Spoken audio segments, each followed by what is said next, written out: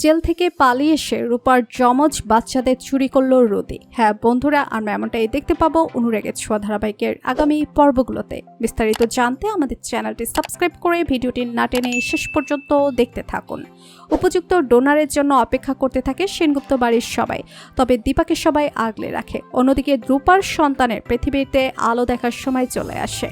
হঠাৎ একদিন সূর্যকে ডক্টর ফোন করে জানায় যে ডোনার পাওয়া গেছে এবং দীপার চোখের অপারেশন হবে।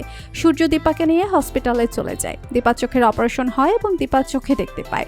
অন্যদিকে রূপার ডেলিভারির সময় হয়ে যায়। তবে এই সব খবরই জেলে বসে পেতে থাকে ওই রুদি একেবারেই থেমে থাকে না। রুদি সে আগের মতোই প্রতিশোধ পরায়ণ থাকে।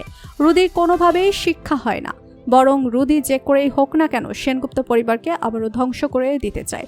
পুলিশ যখন রুদিকে নিয়ে হেয়ারিংয়ে যাওয়ার জন্য গাড়ি করে যেতে থাকে, তখন রুদি পুলিশের চোখে ধুলো দিয়ে ওই গাড়ি থেকে লাফ দিয়ে পালিয়ে যায়। অপরদিকে হসপিটালে ভর্তি হয় রূপার দুটো যমজ সন্তান হয়, আর রুদিও ওয়ার্ড বয় ছদ্মবেশে ওই হসপিটালে গিয়ে হাজির হয়।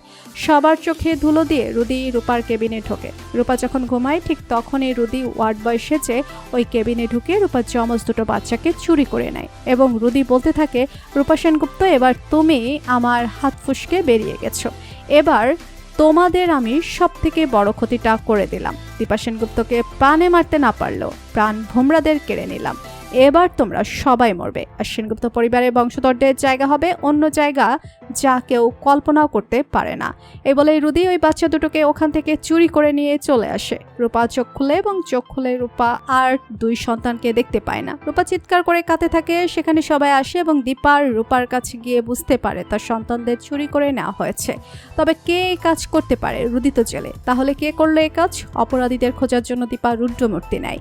তো বন্ধুরা, তোমরা এটাই চাও তো যে এভাবেই রুদি রূপার সন্তানদের ক্ষতি করার আগেই রুদ্রমূর্তি নিয়ে রুদিকে ধরে উচিত শিক্ষা দিয়ে সন্তানদেরকে রক্ষা করে দীপা? কমেন্ট করে জানিয়ে দাও তোমাদের মতামত।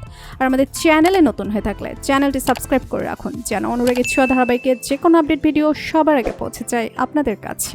ধন্যবাদ সবাইকে।